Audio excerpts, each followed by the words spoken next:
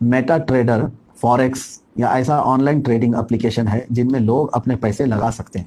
लेकिन जो पैसे ये कंपनियां लेती हैं ये किस चीज़ में इस्तेमाल किए जाते हैं उसका इल्म जो पैसा इन्वेस्ट किया उसके पास नहीं होता है। उसका नफ़ा और नुकसान मोबाइल के स्क्रीन पर ही सहमत है, मतलब स्क्रीन पर ही ग्राफ के तहत नफ़ा और नुकसान का फैसला होता है। तो क्या ऐसी चीज़ से तिजारत कर सकते हैं?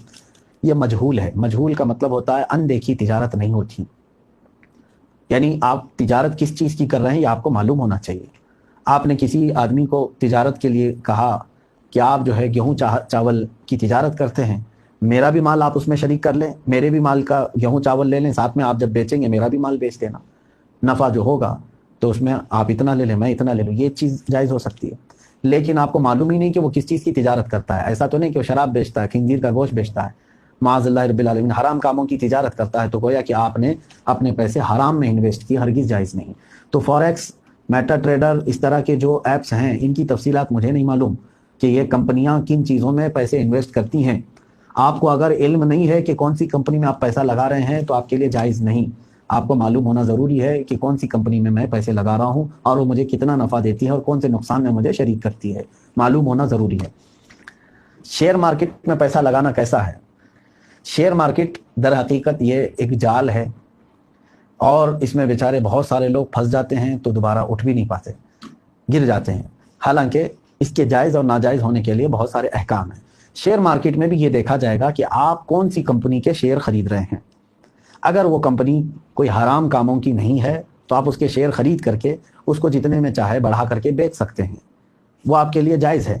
लेकिन उमूमन देखा ये गया है कि शेयर मार्केट में मुसलमानों के माल का नुकसान ज़्यादा है और इस्लाम किसी भी ऐसी चीज़ का हुक्म नहीं देता जिसमें तुम्हारा माल ज़ाया होता हो। तो ये मेरा मशवरा है। जहाँ तक हुक्म आपने पूछा तो हुक्म यही है, आप कंपनी देखें कौन सी कंपनी का शेयर ले रहे हैं, उसी हिसाब से आप इन्वेस्ट कर सकते हैं।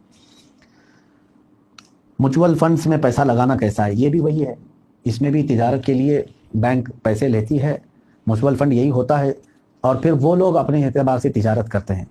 तो अगर आपने किसी भी म्यूचुअल फंड में पैसा लगाया है तो आपको इल्म होना चाहिए कि मेरे पैसे का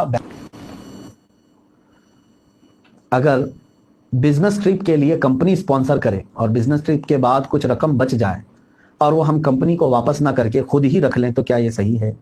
अब यहाँ पर ये अमानतदारी की बात है कि कंपनी ने आपको बिजनेस ट्रिप के लिए भेजा यानी अपने काम के लिए भेजा। दो उसमें सूरतें हो सकती हैं। कंपनी के बॉस ने, मैनेजर ने आपको जब पैसे दिया तो उसकी क्या सूरत थी? मिसाल के तौर पर आपके हाथ में उसने 10,000 रुपये पकड़ाया और कहा जाओ एक दिन का सफ़र है, ये काम करना है, ये पैसों को जहाँ जहाँ ज़रूरत पड़े तुम खर्च कर लेना। हो गया, उसने तुमको मालिक बनाया। तुम अपना वो सफ़र 8,000 में कर लिए, 9,000 में कर लिए, तब भी वो तुम्हारा है। लेकिन उसने ये नहीं कहा, बल्कि ये कहा कि तुमको मैं पैसे की अमानत दे रहा हूँ कि जहाँ जहाँ जाओगे उतना हिसाब करके कंपनी को वापस ला करके दे देना। तो फिर तुम्हारी अमानतदारी ये है कि अगर उस बिजनेस ट्रिप में जो भी बचा है वो कंपनी को लौटाना होगा। उमूमन होता यह है कि आपको मालिक बना दिया जाता है, इतने पैसे ले जाओ।